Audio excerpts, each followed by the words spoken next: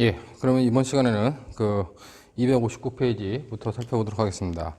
12년도 모의시험 제2회의 2문이었는데 그걸 보시면 지문은 굉장히 긴데 전형적인 문제들로 구성이 되어 있어가지고 여러분들이 한번 전반적으로 풀어보면 좋겠다는 문제라고 생각이 됩니다. 여기 보면 이제 휴대폰 생산하는 K전자 주식회사의 입사동기생 가불병이 있는데 가불병은 회사의 영업비밀과 관련된 사항을 회사 밖으로 유출하지 않을 것을 서약했어요. 이게 뭐 회사의 기밀을 유출하지 않고 서약했다고 했는데 나중에 이제 기밀을 유출하게 되면 우리가 이제 업무상 배임죄가 구성될 수 있겠죠. 왜냐하면 그 타인의 재산 사물을 관리하는 타인의 사물을 처리하는 자의 지위에 있기 때문에 그런 경우에 이제 업무상 배임죄가 성립할 수 있다. 근데 이제 이 갑을병 관련돼 가지고 K 회사의 경쟁업체 H전자의 상무이사 정은 갑을 만나 4억을 주면서 휴대폰 이제 설계도를 빼달라 이렇게 얘기를 한 겁니다. 근데 이제 갑이 혼자 하기 힘드니까 을병한테 같이 하기로 이제 얘기를 했고, 을병은 당시에 이제 뭐 주식 폭락으로 돈을 탕진해 가지고 그 돈을 같이 이제 필요로 했기 때문에 같이 범행을 세운 거예요. 그 관련돼 가지고 결국 여기서 보면은 이 정이라는 사람이 나오고 그다음에 갑, 을, 병이 나오죠. 자, 갑, 을, 병은 뭐냐? 기본적으로 얘네가 기본적으로 회사 내에서 어떤 그 기밀을 빼가지고 얘한테 전달해 주기로 이제 공모를 한 거예요. 그러니까 얘는 기본적으로 어떤 범행을 교사했죠. 범행을 교사하고 관련돼가지고 그 내용들을 이제 받게 되게 됩니다. 자, 다음날 계획한 대로 갑과 을은 회사의 전 직원 퇴근한 밤 11시에 회사 앞에 도착했어요. 여기서 이제 갑과 병이 뭐다? 밤 11시에요. 밤 11시에 회사에 도착해가지고 이제 회사 내에서 어떤 물건들을 훔쳐가게 됩니다. 근데 이제 을은 어떻게 했냐? 을은 이 회사에 들어가는 어떤 이 방에 들어가는 비밀 번호만 알려주고 을은 나타나지 않게 돼요. 그렇기 때문에 그 다음 페이지 보면 260페이지 위에서 두 번째 줄 보면 갑과 병은 을을 기다리다가 포기하고 을 없이 결행하기로 마음을 바꾸어 을이 알려준 비밀번호를 이용하고 금고에 보관되어 있는 메모리 카드를 가지고 나왔습니다. 즉, 이 갑과 병이 밤 11시에 여기에 같이 들어가서 뭘 가지고 나왔냐? 메모리 카드를 절취하게 되죠. 자, 절취하게 되는데 이와 관련돼 가지고 그 순간 이제 경비실에서 벨이 울려가지고 여기에 이제 A와 B라고 하는 그 보안 요원들이 달려오게 됩니다. 뭐 이런 케이스와 관련돼 가지고 결국 이 갑과 병은 도주하게 되고 이 B는 이제 여기 남고 A라는 그 경비요원이 이 갑과 을을 도주하는 갑과 을을 쫓아가게 돼요. 갑과 병을 쫓아가게 됩니다.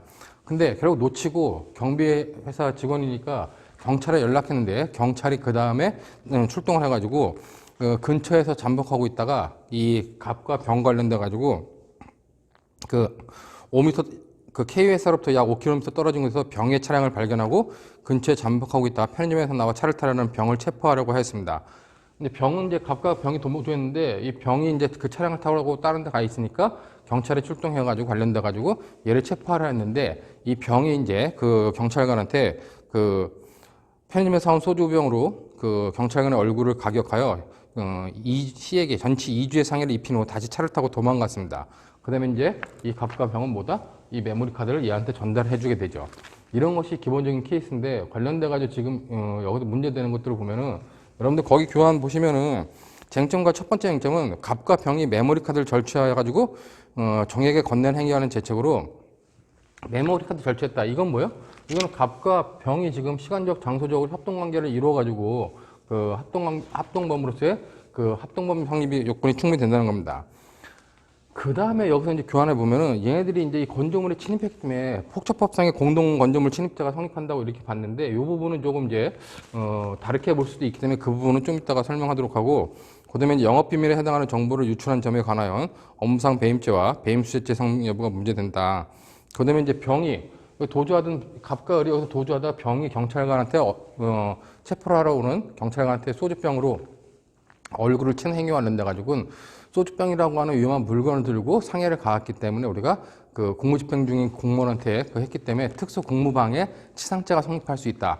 그 다음에 관련돼 가지고 얘가 만약에 절도의 기회가 그랬다면 절도가 준강도가 되고 준강도가 상해를 강하기 때문에 강도치상으로 갈 수 있습니다. 근데 이 경우는 이제 절도의 기회가 끝났죠.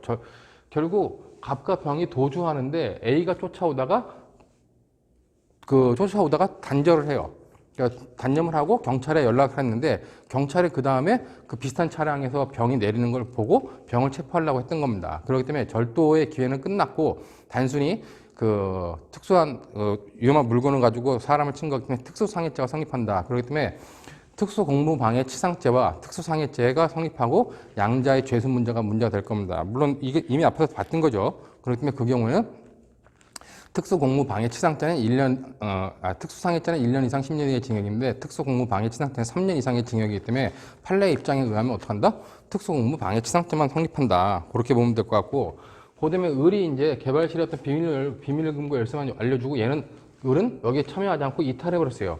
이탈한 것 관련돼 가지고 얘가 과연 그 실행에 착수 전에 공무관계 이탈이 인정될 수 있겠느냐와 관련돼 가지고 이탈이 인정되지 않겠죠. 이탈이 인정되지 않고, 왜냐면은 이탈의 의사표시와 관련돼 우리가 지금까지 공부했던 것처럼 이탈을 하려면은 주관적 요건으로서 이탈의 의사표시 이외에 객관적 요건으로서 인과성을 제거해야 되는데 인과성 제거를 아무것도 안 했다는 겁니다. 그렇기 때문에 공무관계 이탈이 인정되지 않고 갑과 병이 한 행위에 대해서 을도 일정 정도 책임을 진다. 그다음에 이제 그 정의 경우에는 이렇게 재물을 절도해오라고 교사했는데 교사한 다음 물건을 받았기 때문에 그 작물 취득자가 성립할 것이고, 그다음에 이제 얘네들은 업무상 배임죄가 성립해요. 업무상 배임죄 이외에 부정한 청탁을 받고 실행했기 때문에 배임 수재죄가 성립합니다. 그럼 정은 이제 갑과 병한테 성립하는 업무상 배임죄의 교사범으로서의 책임을 물어야 되는데, 그때는 업무상 배임죄가 부진정 신분범이기 때문에 형법 33조 단서에 의해서 부진정 신분범의 그 성립 여부를 그 처벌 여부를 따져 논해야 된다. 그렇게 여러분들이 보면 될 것 같습니다. 자, 이제 각각 보면 260페이지에 먼저 메모리 카드 절취 및 회사 침입 관련된 갑과 병의 재측 끊어가지고 이 갑과 병이 시간적, 장소적 합동관계를 가지고 이 회사의 그 영업 비밀과 관련된 어떤 룸에 침입해가지고 메모리 카드 절취했다. 이건 합동절도. 형법 331조 2항 후단에 해당하는 특수절도가 성립한다는 데는 별 문제가 없어요. 그다음에 이제 메모리 카드 자체는 절도죄에 객차되는데도 문제가 없다는 겁니다. 만약에 얘네들이 정보를 훔쳐온 거다. 여기 있는 설계도에 어떤 파일을 훔쳤다면 파일을 훔쳐온 거 관련돼 가지고는 절도죄에 객차될 수 있는 논란이 있겠지만 메모리 카드 자체를 절취해온 거기 때문에 이거는 뭐다? 이거는 절도죄 객차로서 별 문제가 없다는 겁니다. 그렇기 때문에 그 261페이지 보면은 갑과 병은 메모리 카드에 대한 합동절도가 성립한다 그랬어요. 자, 문제는 뭐냐? 얘네가 메모리 카드에 대한 절취와 관련돼 가지고 이 부분이 우리가 형법상을 보면은 이 부분은 331조 2항의 후단에 해당해가지고 이거는 우리가 특수절도가 성립한다는 얘기예요. 자, 근데 이 331조 2항 후단은 합동절도만을 성립하고 있기 때문에 주거침입에 대한 평가가 없다는 거죠.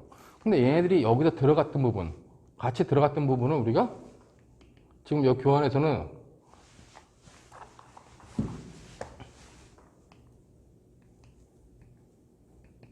폭처법상의 공동주거 침입으로 봐가지고 이 부분도 성립하고 양재는 실체적 경합이다. 이렇게 설명을 이제 261페이지 쭉 하고 있습니다. 근데 실제로 보면 얘는 야간에 주거에 침입해가지고 절취한 거죠. 그렇기 때문에 이렇게 폭처법상의 공동주거 침입이 성립하고 330조 2항 후단에 합동절도가 성립하고 양재는 실체적 경합이다. 이렇게 풀 수도 있지만은 원래 이 평가 기준에 이 당시 나왔을 때 이 평가 기준에 나온 것은 얘네들한테 갑과 을은 야간 주거 침입 절도의 공동정범이죠.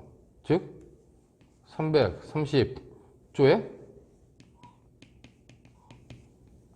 야주절이 성립한다는 얘기예요. 야간에 주거 침입 절도를 했기 때문에 이것이 성립한다는 겁니다. 자, 교환처럼 그렇게 안 풀고 이렇게 풀어내면 어떡하냐. 이렇게 했을 때는 제가 요번에 본 모의시험에서도 이런 부분을 언급했었는데 330조의 야간 주거 침입 절도가 성립하면 주거 침입은 여기 포함되어 있어요. 그 다음에 331조 2항 후단에는 합동범위 포함되어 있습니다. 그럼 양자의 관계를 어떻게 볼 것이냐 관련돼가지고 양자의 관계를 행위의 동일성이 인정되면 상경으로 본다는 얘기예요. 상경으로 봐가지고 파악하면 이때는 뭐다? 주거 침입 여부, 공동 주거 침입, 폭처법상의 공동 주거 침입죄를 따라 논할 필요가 없다는 거죠. 그렇기 때문에 이것과 이것이 성립한다고 봤을 때는 양죄는 실체적 경합으로 보고 이 범죄와 330조와 331조 2항 후단이 성립한다고 봤을 때는 두 개는 성립하는데 행위의 단일성 때문에 독립성 때문에 상경어를 처리해가지고 이 주거 침입 부분을 여기서 평가하는 이런 방식으로 써도 충분하다는 겁니다. 그렇기 때문에 여러분들이 교환 261페이지에 쭉 나와 있는 부분 관련돼 가지고 여기는 폭적법상의 공동 주거 침입이 성립되고 실체 경합이라 봤지만 이렇게 보는 경우도 가능하다 하는 것을 여러분들이 잘 봐두고 이렇게 본다는 것이 아마 그 당시에 출제자의 의도였다 이렇게 판단이 됩니다. 이렇게 여러분들이 정리해 두시면 될 것 같아요. 그다음에 이제 아까 봤듯이 이 병이 이제 도망가는데 갑과 병이 도망가는데 병이 그 경찰관 C에게 소주병으로 상해를 가한 행위와 관련된 병의 재책을 했는데 기본적으로 강도 상해죄 성립 여부를 논하려면은 이 병이 여기서 메모리 카드 가지고 절취하는 이 병이 절도고 얘가 절도나 절도의 와중에 어떤 특수한 목적을 가지고 그러니까 어떤 그 재물 탈환에 항거하거나 체포를 면탈할 목적으로 폭행 협박을 가한 경우 우리가 준강도가 되죠. 준강도가 되고 이 준강도가 소주병으로 사람을 때렸기 때문에 이거는 이제 강도 치상으로 갈 수 있다는 겁니다. 근데 여기서 지금 단절된 게 뭐냐? 이미 갑과 병이 절취행위를 마치고 나서 절취행위가 계속되는 동안에 체포 추격이 계속되는 것이 체포 추격이 단절돼 버렸어요. 단절되기 때문에 보다 절도행위는 여기서 이미 끝났다는 겁니다. 절도행위 여기서 끝나버리고 이 뒷부분은 갈 수가 없다는 얘기예요. 그렇기 때문에 결국 얘와 관련돼 가지고 병이 경찰관을 때리는 행위와 관련된 소주병으로 때리는 행위와 관련돼 가지고는 특수 공무방해 치상죄가 성립하고 그다음에 다른 구성요건으로는 유리병을 가지고 사람을 때렸기 때문에 특수상해죄가 성립한다. 그것이 이제 263페이지까지 쭉 정리되어 있죠. 그러므로 이제 263페이지 관련돼 가지고 맨 마지막 부분에 보면 부진정 결과적 가중범인 그 공무방해 치상죄와 특수공무방해 치상죄와 특수상해죄가 성립하는 경우엔 그 경우에는 이제 법조경합으로 특수상해죄가 형이 낮은 특수상해죄는 이 특수공무방해 치상죄에 흡수돼 버려 가지고 특수공무방해 치상죄만 성립한다. 이 부분은 우리가 결과적 가중범에서 계속 봤던 똑같은 패턴입니다.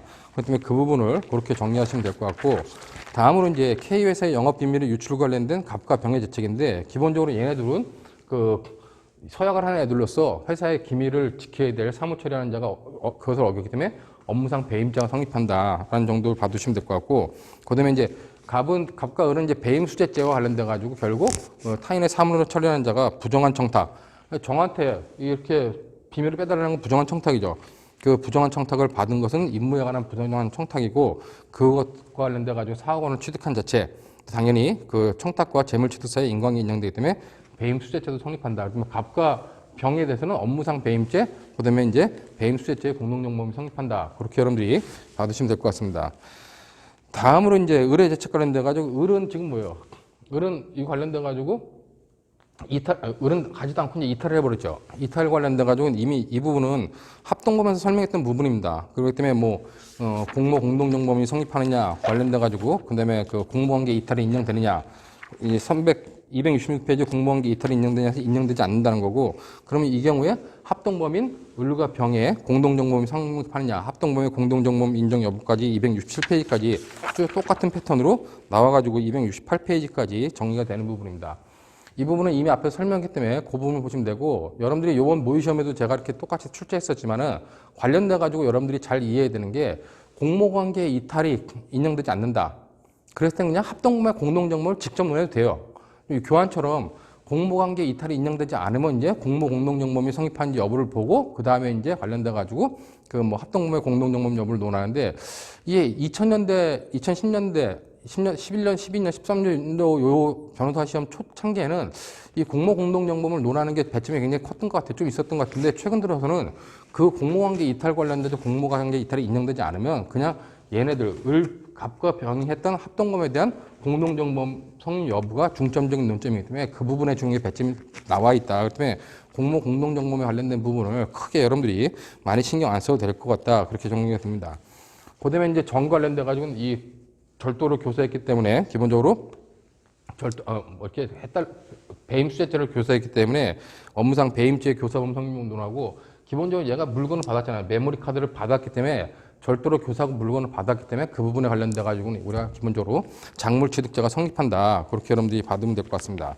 그다음에 268페이지에 나온 것처럼 업무상 배임죄 교사범이 성립하냐와 관련돼 가지고 이미 우리가 그 총칙 시간에 봤지만 33조와 관련돼 가지고 33조 본문과 단서를 구별하는 게 뭐 진정신문, 부진정신문 구별설이냐 다수의 입장이지만 판례 입장은 뭐다? 판례 입장은 과형 개별화설이다. 그렇기 때문에 그 33조에 관련돼 가지고 여러분들이 판례 입장인 과형 개별화설이다. 설의 입장에 따라서 정리를 하시면 될 것 같아요. 그렇기 때문에 이 경우에 있어서 이제 얘는 그 정은 갑과 을의 범죄인 업무상 배임죄의 교사범으로서 성립을 하고 처벌은 뭐다? 단순 배임죄로 처벌을 한다. 그 33조 단서에 의해서 그렇게 한다 하는 정도만 여러분들이 정리해 두시면 될 것 같습니다. 그 이 정도로 보면은 우리가 이제 기본적으로 요 모의고사와 관련된 문제들을 다 봤고, 자꾸 여러분들이 절도죄와 강도죄와 관련된 합동절도, 합동강도 문제, 그 다음에 이것 관련돼가지고 공무관계 이탈이 인정되냐 인정되지 않느냐 하는 문제, 이런 것들이 나오기 때문에 그런 것들은 항상 패턴별로 여러분들이 딱딱 정리를 해가지고 어떤 패턴으로 나오면 어떻게 답안 작성을 해야겠구나 하는 정도로 정리해 두시면 될 것 같습니다.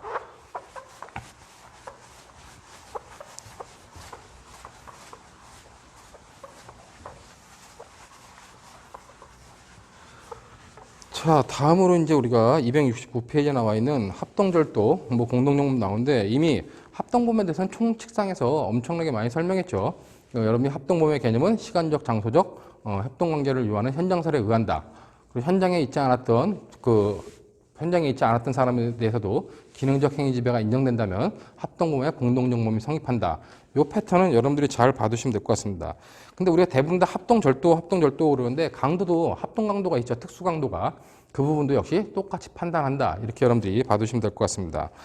먼저 이제 합동절도와 그 공동정범 문제로 17년도 변호사 시험에 그 6회 변호사 시험 2문에 나왔었는데 이거는 이제 이미 우리가 앞부분에 봤던 부분이에요. 그 강도 및 예비의 중지 관련돼 가지고 기본적으로 그 첫 번째 사례를 보면 갑을병은 현금 자동 지급기 부스에서 나오는 사람을 상대로 금원을 빼앗기로 공모한 다음 그 병은 범행에 사용할 전기자 충격기를 구해오기로 하였다. 병은 전자충격기를 구해 을에게 전해주었으나 범행에 가담한 것을 후회하고 자신을 그만두겠다고 말한 뒤 잠적했어요. 결국 얘네들은 갑을병은 강도를 예비했죠. 강도를 예비했는데 실행에 착수하지는 아직 않았습니다.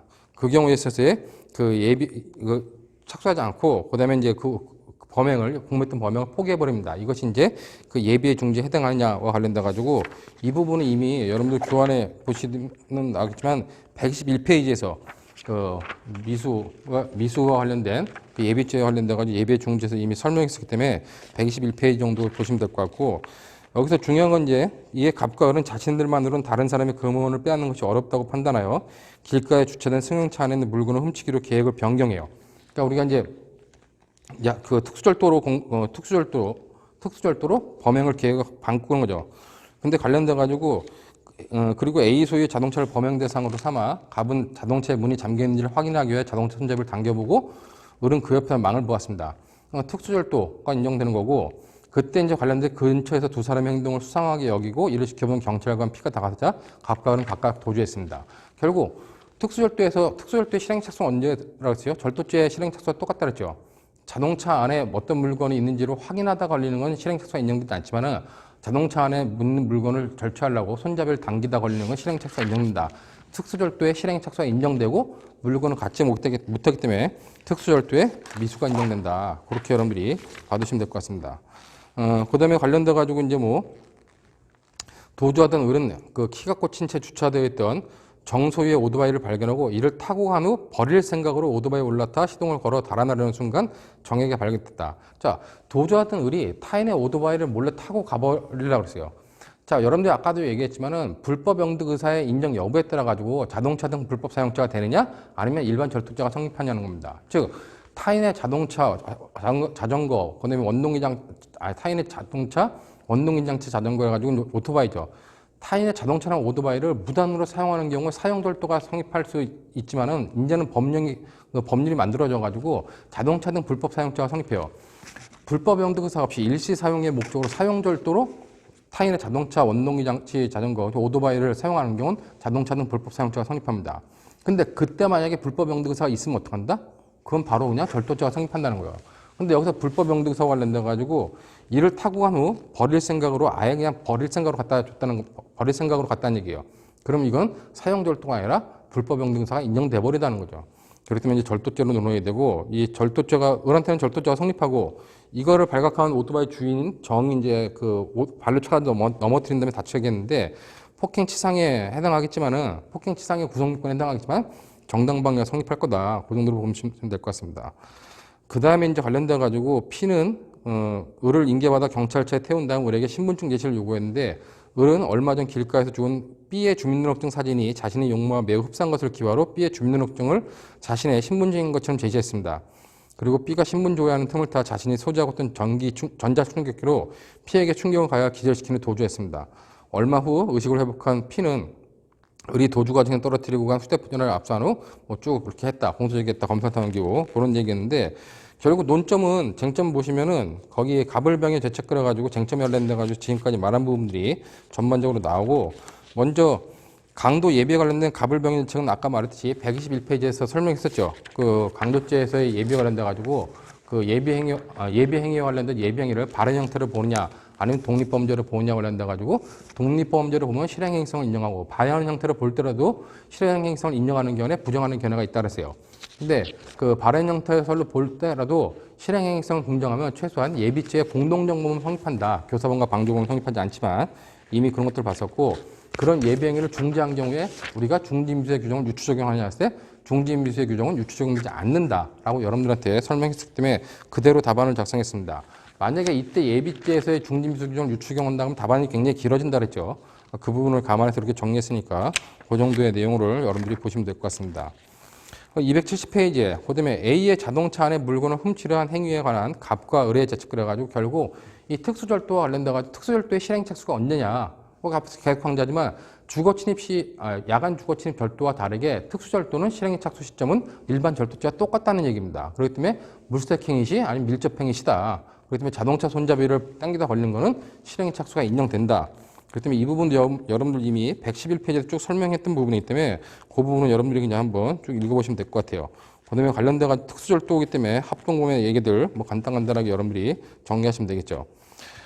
자, 그 다음에 관련돼가지고 이제 271페이지에 그 을이 오토바이 절취를 한 것과 그 타인의 주민등록 등을 습득 제시한 행위와 경찰관 P를 전기 충격기로 도주한 사건인데, 자, 정의 오토바이 절취에 관한 절도죄 성립 여부를 가지고 절도죄가 기수냐 미수냐 관련돼가지고 기본적으로 절도죄에서 실행 착수점은 많이 논하지만 여러분들이 절도죄가 기수가 되는 건 취득 시점이죠. 취득 시점은 내가 갖는다는 겁니다. 조그만 물건일 땐 내 손에 쥐는 순간 취득이 되는 거고 좀 큰 물건은 어떻게요? 내가 갖고 이동할 수 있으면 취득이 되는 겁니다. 그 다음에 어떤 그 보안 장치가 돼 있거나 아니면 큰 뭐 보안 구역에 있을 땐 보안 구역을 벗어났을 때 그 우리가 이제 취득이 됐다는데 이 정도 자동차에 오토바이 시동을 걸고 출발했다면 이미 그거는 취득이 됐다고 봐가지고 절도죄 기수에 이르렀다. 그렇게 여러분들이 판단할 수 있겠죠. 그렇기 때문에 271페이지 결국 그 내용은 그 오토바이 절도 관련돼 가지고는 절도죄의 기수가 성립한다. 문제는 여기서 불법 영득 의사가 인정되냐 인정되지 않느냐는 것이에요. 아까 불법 영득 의사는 소극적 요소로서 권리자를 영구히 배제시키겠다는 의사. 그 다음에 그 적극적 요소로서 소유권을 향유하겠다는 의사입니다. 근데 소유자를 영구히 배제시키겠다는 권리자를 영구히 배제시키겠다는 의사가 아닌 일시 사용하겠다는 의사일 때는 불법 영득 의사가 인정되지 않아요. 그럴 때는 이제 자동차 등 불법 사용죄의 처벌 여부를 논해야 될 겁니다. 그러나 이 케이스에서는 뭐였어요? 이미 타고 가서 버릴 생각이었다는 건 소유권자, 즉 권리자를 영원히 배제시키겠다는 의사이기 때문에 불법 영득 의사에서 소극적 요소가 인정돼 버린다. 그다음에 자기가 소유권자처럼 향유하겠다는 의사이기 때문에 자동차 불법 영득 의사가 인정되기 때문에 이건 절도죄로 의율하는 게 맞다. 자동차 등 불법 사용죄는 적용되지 않는다. 그런 의미로 여러분들이 받으시면 될 것 같습니다. 그다음에 이제 경찰관에 대한 전자충격기와 관련돼 가지고 그 경찰관에 대한 전기충격기와 관련된 상해죄 부분은 똑같은 패턴이죠. 직무집행 중인 경찰관에 관련돼 가지고 이 뭐 상해를 가했는데 이거는 공무집행 중인 경찰관한테 그 전기충격기를 상해갔기 때문에 그 부분에 대해서는 우리가 52페이지에서 이미 부진정 결과적 가중부에서 설명했었습니다. 근데 여기도 이제 강도상해죄가 성립 여부 문제되는데 강도상해죄가 성립하지 않죠. 왜냐면 얘는 절도행위가 이미 끝나가지고 체포가 끝난 상태야. 그럼 절도행위가 끝난 거기 때문에 절도가 준강도로 넘어갈 수 없다는 겁니다. 그렇기 때문에 이 경우는 그냥 특수공무방해 치상죄가 성립하고 그 경찰관을 그 기절시킨 행위에 관련돼 가지고 특수상해죄가 성립한다. 뭐 양주의 관계에서는 상생적 경합이 아니라 흡수돼 버리는 관계다. 그렇기 때문에 특수공무방해 치상죄만 성립한다. 그런 패턴으로 똑같은 패턴이 여태까지 나왔던 패턴이요. 그런 패턴으로 이제 과거에 2011, 12, 13년 이런 패턴이 동일한 문제들이 굉장히 많이 나왔기 때문에 그 패턴대로 여러분들이 쭉 정리하시면 될 것 같습니다. 그 다음에 이제 275페이지인가요? 이게 지금 페이지가 제가 잘못 정리를 했는데 274페이지, 275페이지 보면 275페이지에 보면은 그 B의 신분증을 습득하고 제시한 행위와 관련된 죄책을 해가지고 뭐 타인의 흘린 물건들을 주웠기 때문에 점유탐물 형자가 성립합니다. 근데 이와 관련돼 가지고 공문서 부정행사죄가 성립하느냐 그와 관련돼 여러분들 잘 봐야 되는 게 나중에 공문서 부정행사죄는 우리가 이제 문서에 관한 데 가서 배워요. 근데 여러분들이 공문서 아까 앞에서 처음 시간에 앞에서 무죄 법리와 관련된 것들을 봤는데 공문서 부정행사죄다. 그러면 두 가지가 있다 여러분들이 보시면 돼요. 공문서 부정행사죄가 성립하는 것은 권한이 있는 사람이 용도 외 사용하는 경우, 아니면 권한이 없는 사람이 용도 내 사용하는 겁니다. 자, 그렇기 때문에 타인의 운전면허증은 이 사람이 사용할 권한이 있어요, 없어요? 권한이 없다는 겁니다. 그 다음에 타인의 운전면허증은 신분 확인용으로 사용될 수 있죠. 그건 용도 내의 사용이에요. 그렇기 때문에 여기에 해당해가지고 공문서 부정행사죄가 성립한다는 겁니다. 만약에 권한이 있는 사람이 용도 외로 사용했다 하더라도 그 경우도 공문서 부정행사죄가 성립한다. 그런 의미로 여러분들이 반드시 요 공문서 부정행사죄는 요 패턴이 딱 있다. 그럼 나중에 다시 보겠지만 반드시 여러분이 답안 쓸 때 공문서 부정행사죄는 권한 있는 사람의 용도의 사용 또는 권한 없는 사람의 용도의 사용을 처벌하는데 사안에서는 권한 없는 사람의 용도의 사용이기 때문에 부정행사죄가 성립한다. 이렇게 여러분들이 딱 정리를 해두면 될 것 같습니다. 그렇기 때문에 거기 뭐 길게 써 있지만 그런 정도로 여러분들이 잘 봐두시면 될 것 같아요.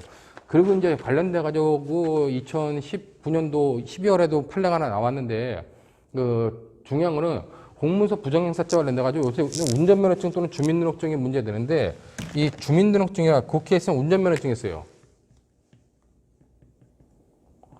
운전면허증인데 이 운전면허증을 타인의 운전면허증을 사용한 경우가 여기에 해당하는 경우입니다. 근데 운전면허증을 만약에 이걸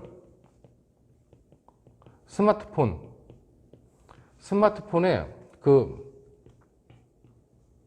촬영한 거를 제시한 경우 어떡하냐. 관련돼가지고 이거는 공문서 부정행사죄가 성립하지 않는다라고 본 게 대법원 판례죠.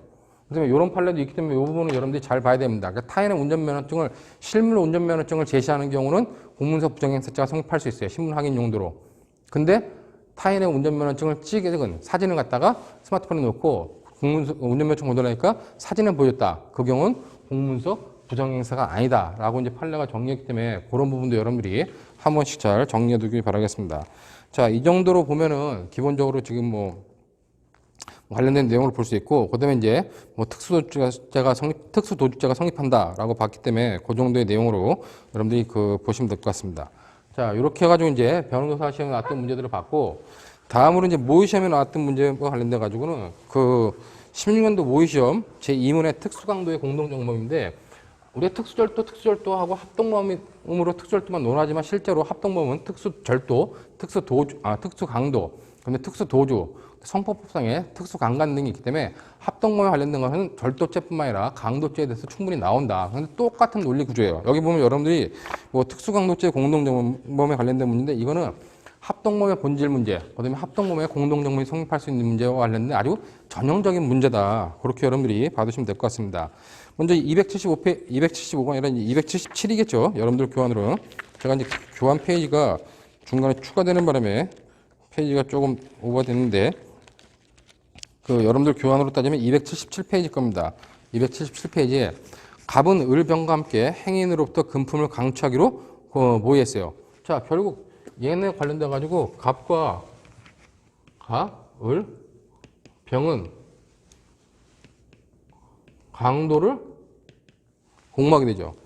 그 다음에 이제 관련돼 가지고 뭐 2016년 5월 2일 저녁에 을과 병은 을과 병을 자신의 승용차에 태우고 운전을 다니다가 혼자 걸어가고 있는 여성 A를 범행 대상으로 지목하고 을과 병에게 A를 따라가 금품을 강취하라 지시하고 자신은 승용차에 대기하고 있었습니다. 자, 이와 관련돼 가지고 을과 병은 10여 분 A의 뒤를 따라가 인적이 드문 곳에 이르러 병이 망을 보는 사이 을은 이의 등을 발로 차 넘어뜨리고 A의 핸드백에서 지갑을 꺼내었습니다. 사실관계 1에서 갑을병의 재치가 논할 때 결국 얘는 뭐예요? 얘와 관련해가지고 얘는 주모자고 을과 병이 현장에서 강추하게 되죠. 그러니까 강추한 부분 이건 뭐다? 이거는 특수 강도가 된다는 겁니다. 즉 합동범의 특수 강도가 된다는 거예요. 그럼 현장에 있지 않았던 이 갑에 대해서는 뭐다? 갑에 대해서는 우리가 합동범의 공동정범이 성립할 수 있겠냐, 특수 강도의 공동정범이 성립할 수 있냐가 핵심적인 쟁점일 겁니다. 그렇기 때문에 먼저 을병의 재책 보면은 그 277페이지에 강도죄, 특수 강도죄 성립 여부를 가지고 이건 합동범에 관련된 개념을 그대로 써주면 되겠죠. 합동범에서의 합동은 합동절도 아니면 합동 강도에서 합동의 개념에 대해서는 우리가 뭐 공모 공동정범설, 가중적 공동정범설, 현장설이 대립하고 판례는 현장설의 입장이다. 그리고 그 정도만 정리하면 돼요. 요번에 모의시험 보니까 굉장히 그걸 뭐 일부러 가중적 공동정범설, 공모 공동정범설 내용을 다 쓰는 학생인데 실제로 그렇게 주장하는 학생은 없기 때문에 그냥 학설사적 의미로서 공모 공동정범설, 가중적 공동정범설, 현장설이 대립한다. 판례는 현장설의 입장이다. 이 정도 정리하고 판례가 왜 타당한지를 정리하면 되지. 판례나 다수설은 이제 현장설의 입장인데 왜 현장설이 타당한지만 여러분들이 언급해주면 될 겁니다. 그렇기 때문에 합동범에서의 합동은 공동정범에서의 공동과 다른 의미로서 그 형벌도 굉장히 무겁게 처벌하고 있으므로 이거는 엄격하게 합동범에서의 합동은 공동보다 엄격하게 해야 되고 그다음에 그렇기 때문에 그때는 우리가 시간적, 장소적 협동 관계로 보는 현장설이 타당하다. 이렇게 여러분들이 정리하고 뭐 얘네들에 대해서는 특수강도 성립한다 보면 될 거예요. 그 다음에 관련돼 가지고 갑에 대해서는 강도죄, 강도를 공모했으면 강도죄의 공동정범이냐 아니면 특수강도죄의 공동정범이냐 그랬을 때 합동범의 본질 문제와 공동정범의 본질 문제는 다른 거라 그랬죠.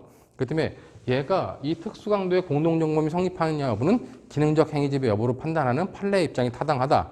그렇기 때문에 판례 입장에 따라 가지고 얘한테는 갑한테는 특수강도의 공동정범이 성립한다. 이렇게 여러분들이 정리하면 될 것 같습니다. 여기도 교환 보면은 갑의 재책 관련돼가지고 을과 병의 강도 범행에 대한 공모 공동정범의 인정 여부를 길게 써놨는데 공모 공동정범 여부는 저도 아까도 얘기했지만은 과거에는 굉장히 중요하고 공모 공동정범이 성립하고 그것 때문에 이제 얘에 대해서 이 특수강도의 공동정범이 성립하느냐 뭐를 따졌는데 얘네들이 특수강도가 성립한다, 합동범이 성립한다면 얘한테는 공모 공동정범 여부를 논하지 말고 그냥 얘의 공동정범 여부를 바로 논해도 지금 있어서는 큰 배점의 차이가 없다. 그렇게 여러분들이 정리하면 될 것 같습니다. 이렇게 해가지고 우리가 관련된 내용으로서 강도죄와 관련된 절도죄와 관련된 기본적인 내용들을 쭉 봤다고 판단이 됩니다. 자, 이 정도로 해가지고 그러면 절도죄와 관련된 부분을 마치고 시간이 얼마 안 지났지만 범위를 다시 봐야 되기 때문에 쉬었다가 강도죄에 관한 부분은 다시 또 보도록 하겠습니다.